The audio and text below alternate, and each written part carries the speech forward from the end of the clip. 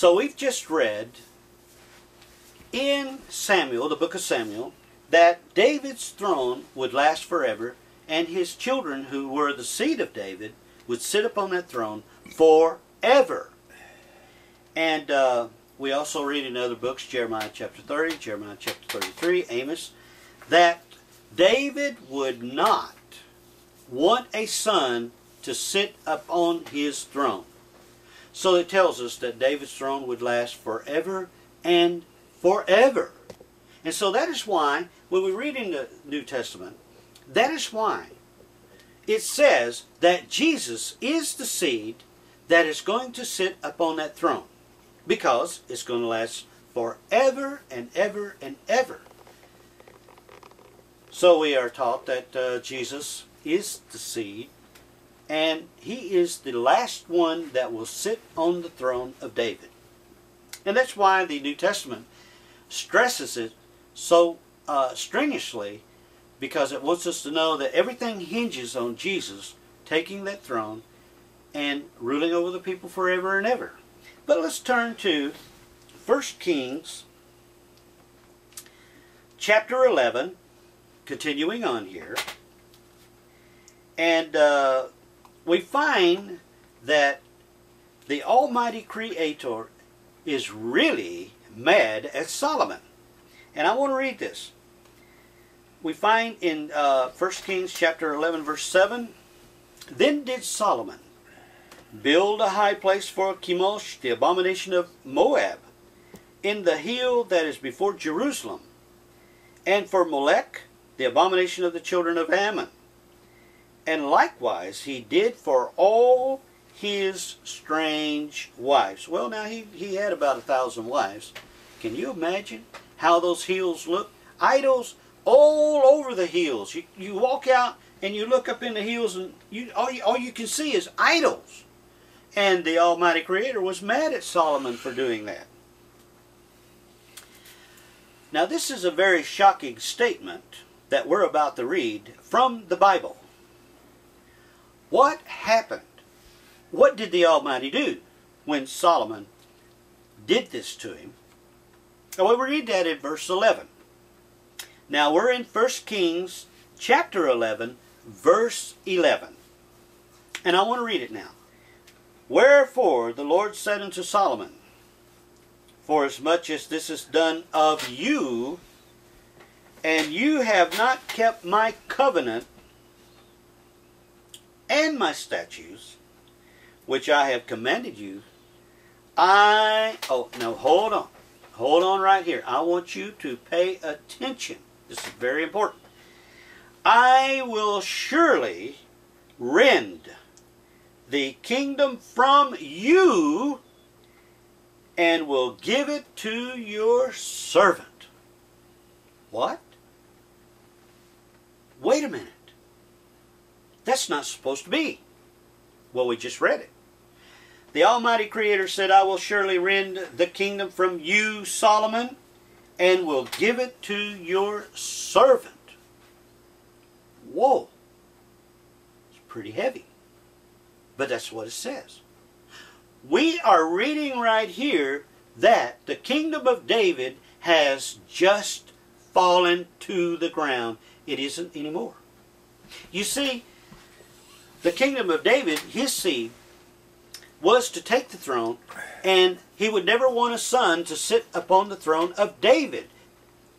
Dear friends, we're talking about David's seed. The servant was a servant because he wasn't David's seed. Let's read on. This servant was named Jeroboam. Now, this may be a little confusing because we have here two names of Solomon's son, whose name was Rehoboam, and we have also Solomon's servant, who was named Jeroboam. So I want to clarify that and take time to do it so we don't get confused who's who. So there we have it. The Almighty told Solomon, I'm going to rend the kingdom from you, Solomon, which would be the kingdom of David, because his son was to sit on the kingdom on the throne of the kingdom of David. And right here it is. We read it right here. I will surely rend the kingdom from you and will give it to your servant. Now, Solomon's servant was not in line to take the kingdom of David. He wasn't of the lineage of David. Only David's seed could take that throne, not a servant. And the Almighty Creator just said, I'm going to rend it from you, Solomon, and I'm going to give it to your servant. And so we find in that same chapter, verse 14, 15, 17, 18, 19, and cutting out all the midsection, which I'm sure you've read before, that also adversaries were set up against Solomon. We have here, and the Lord stirred up an adversary. This is verse 14. And the Lord stirred up an adversary unto Solomon, Hadad the Edomite. He was of the king's seed in Edom. Now the promise to David, as you well know and you've read, that David would not have an adversary that would come against him. David would succeed. Well, right now, against his kingdom. I want you to remember this now, as I stated before. There well, let's go on. I want to get to this first, all right? Because if I throw this in, it might not be understood as well. So let's go on. Now to verse 26 of 1 Kings chapter 11. And Jeroboam, the son of Nebat, I'll get back to that other thought later. Now, back to 26. And Jeroboam, the son of Nebat, an Ephratite of Zerida, Solomon's servant, whose mother's name was Zeruiah, a widow woman, even he lifted up his hand against the king. Verse 27. And this was the cause that he lifted up his hand against King Solomon. When Solomon was building Millo, and repaired the breaches of the city of David his father, the mighty man Jeroboam was, or rather, let me read that again, I'm sorry. And the man Jeroboam was a mighty man of valor, and Solomon, seeing the young man that he was industrious, he made him ruler over all the charge of the house of Joseph. I want you to notice he didn't make him over the house of Judah. He was 2 minutes left. Over the house of Joseph. And it came to pass at that time, when Jeroboam went out of Jerusalem, that the prophet, oh please, hold on here, because this is very, very important.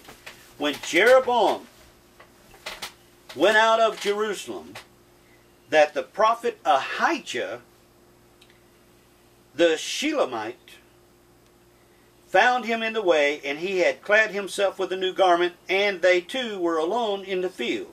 Now notice what happens here. Verse 30. And Ahijah caught the new garment that was on him, and rent it in 12 pieces. Verse 31. And he said to Jeroboam, Take you 10 pieces, for this is what the Lord says.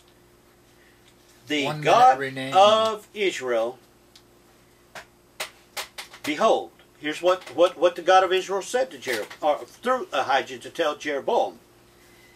Behold, I will rend. Let's stop right there. I will what? Rend the kingdom out of the hand of Solomon, and will give 10 tribes to you, Jeroboam. So he's talking 30 seconds remaining. But he shall have 1 tribe for my servant's sake, David, and for Jerusalem's sake, the city which I have chosen out of all the tribes of Israel.